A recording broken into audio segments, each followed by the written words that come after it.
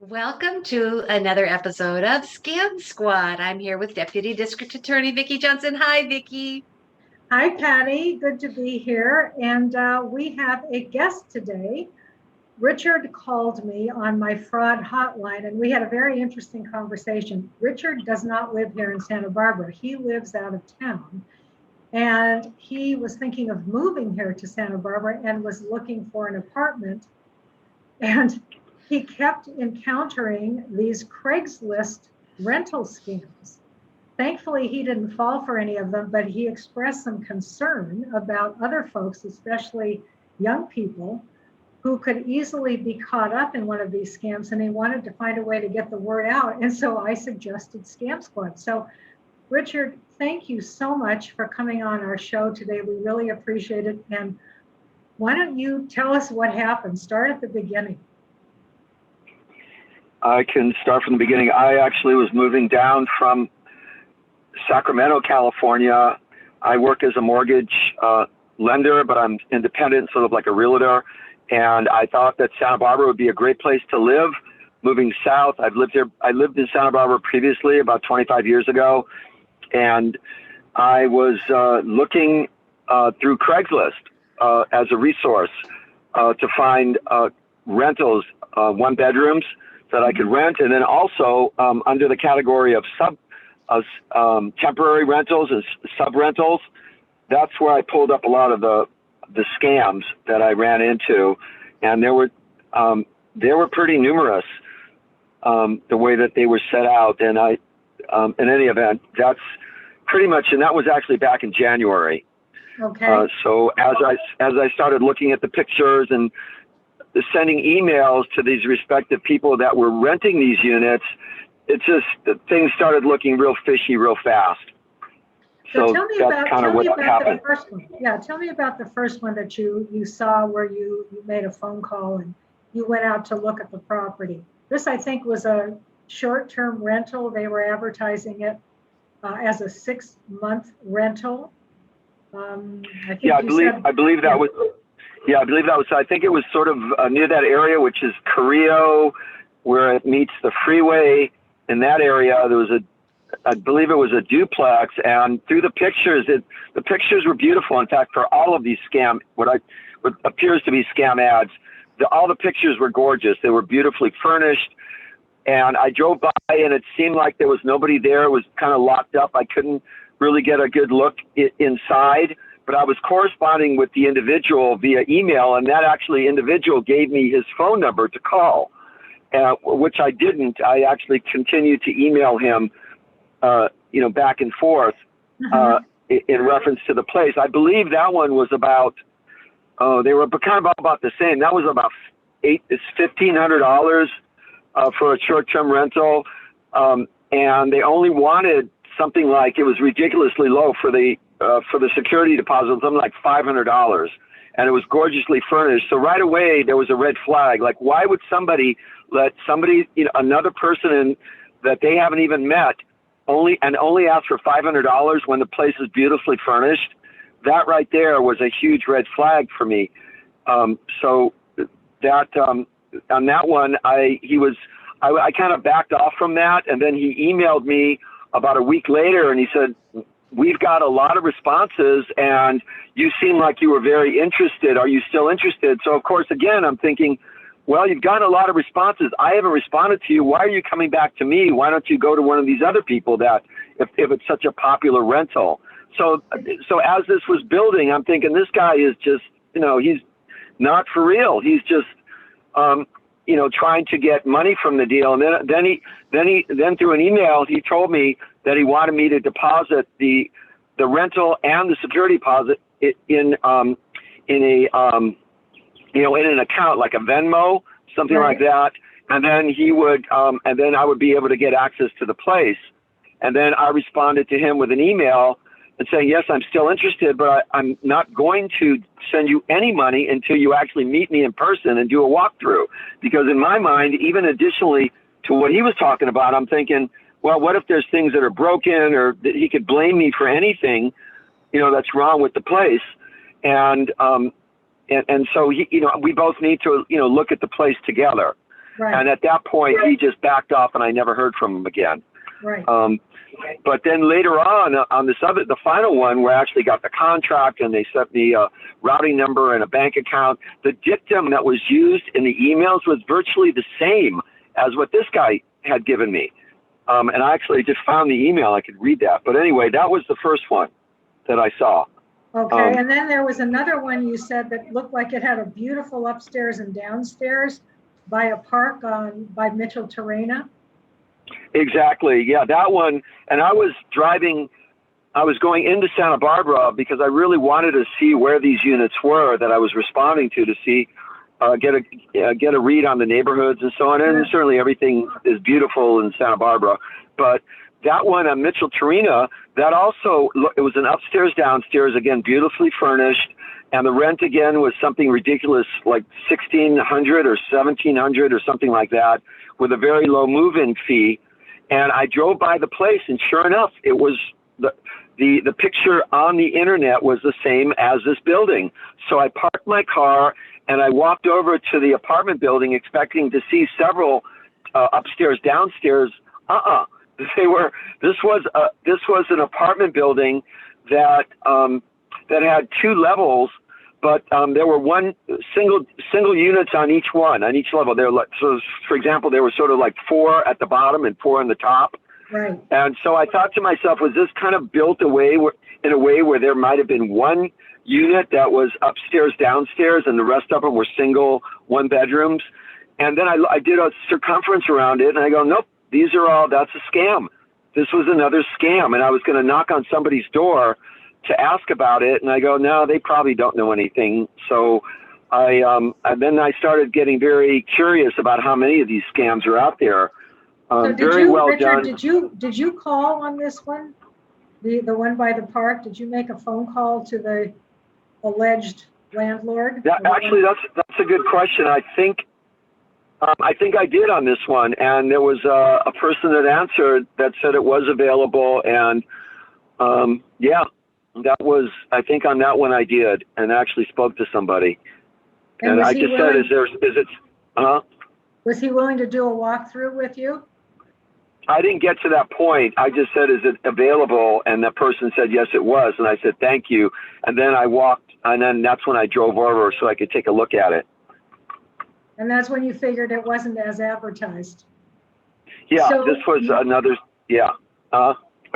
So you were telling me about another place that you tried, I think on East Haley Street, and this was 4 units, 2 in the front and 2 in the back. Yes, exactly. And this was a lot more elaborate because apparently was somebody, I'm looking at the emails right now, Diane W. was her name.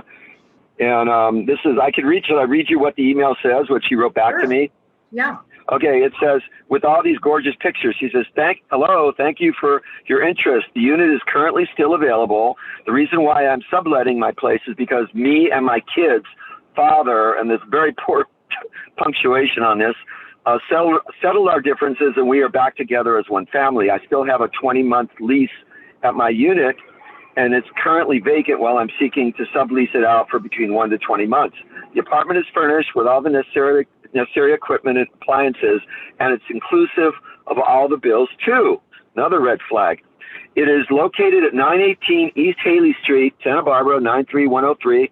I'm happy to lease the apartment to you for a short term. It's a lovely 1-bedroom, 1-bath, all utilities included in the monthly rent.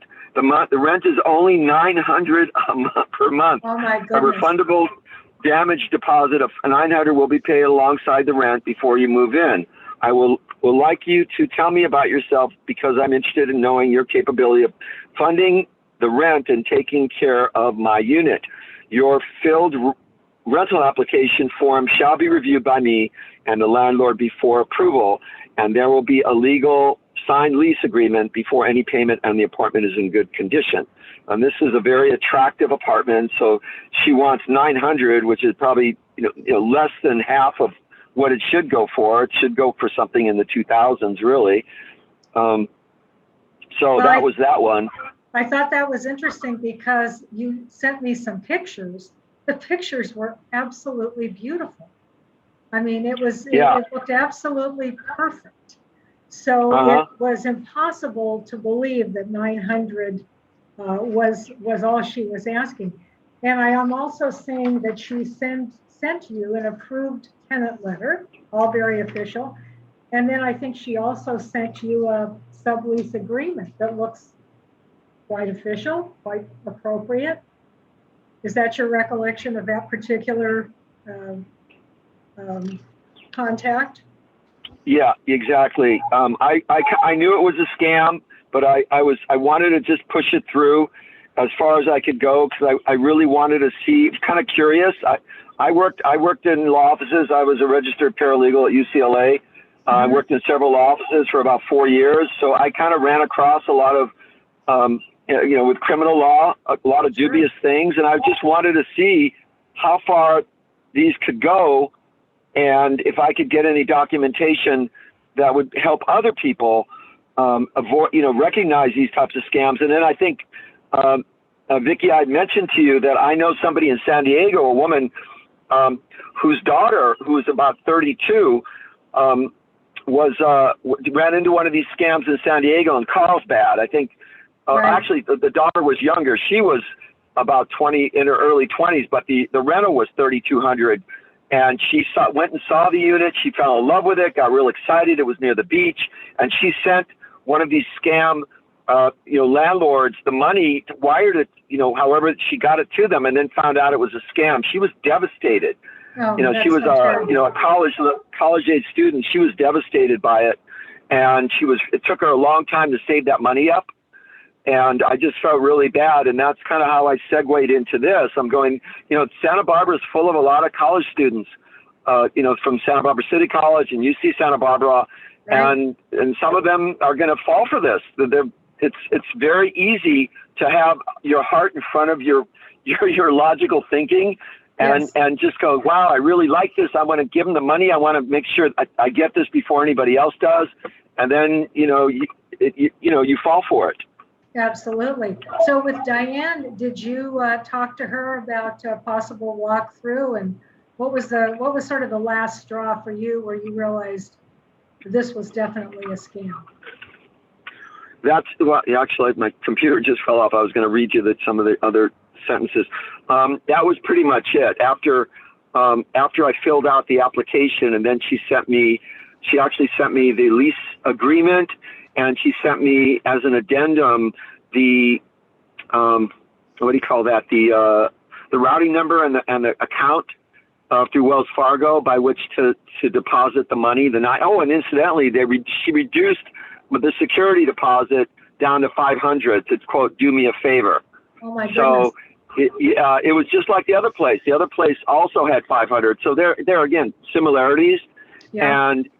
And then when she said, congratulations, you were the one chosen because you showed a lot of interest and you were persistent. That was almost exactly what the other one said. Really? Virtually the same sentence structure.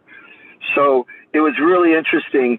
And then at that point, after she sent me the contract, we actually got into some text messaging, and that's when I said, listen, I really appreciate everything you've done, but I really, really have to do a walkthrough with you. This is, I'm not going to just send you, even $1,500 or $1,600, without actually, seeing the place and meeting you. And then that's when she just disappeared, or it disappeared, So no walkthrough with Diane. That sounds like, no. I'm sorry. Go ahead, Penny. I was just saying, we appreciate the investigative work that you've done. I mean, I've had scams like this myself recently, looking for a place to live. It's not in Santa Barbara, but still, it's the same everywhere. And this particular person, the unit was available immediately, but I didn't need it for a few months. And I said, well, I don't need it right away. Well, you could get a lease, blah, blah, blah. And I said, well, how would that work? And he said, well, I forget. He was going to send me the paperwork. And I said, well, good. My daughter lives in the area. She can come over and see it. Well, no, my wife and I are in Idaho right now. We can't, do the walkthrough. And so that's immediately what they do. And I said, he goes, I can see. And I sent back, scam. This is a scam. And he said, I can see why you think that. It's just unusual circumstances. And I just said, a common scam, I'm afraid. But I kind of like to string them along a little bit too, just to see what they're going to say. It's so predictable, really. But as you said, younger people too, they can easily get caught up. My son years ago in Santa Barbara was renting a place on the Mesa, and they went so far as to meet him over at the house. But while he was there, the owner came over and it was a scammer that was renting this place. So, who knows? Sometimes Oh my so goodness. far as to show a place that's not even Well, theirs. the thing that I thought was interesting too is that the banking information that they gave you, wasn't it from a bank that was in another state, as I recall? In Minnesota Yeah. or something? Yeah?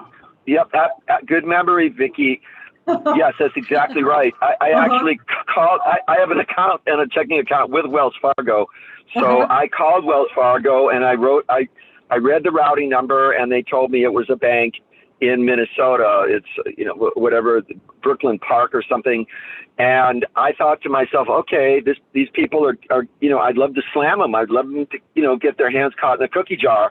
And Vicki, you gave me the email for the FBI, or what was it, the email, I think, or the phone number, but I still have to follow through with that, and I'm going to follow through. Good, That's see the website can to happen. make a complaint. And you sent me a copy of the emails that were going back and forth between you and quote Diane, and a couple of other red flags that you picked up on. The spelling is not always perfect. The punctuation is not always perfect. And some of the ways that things are worded are sort of suspicious.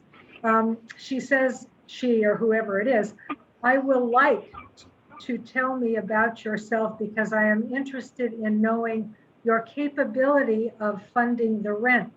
Now, we would never say that, right? We would never use those words. That's really, that's good. Yeah.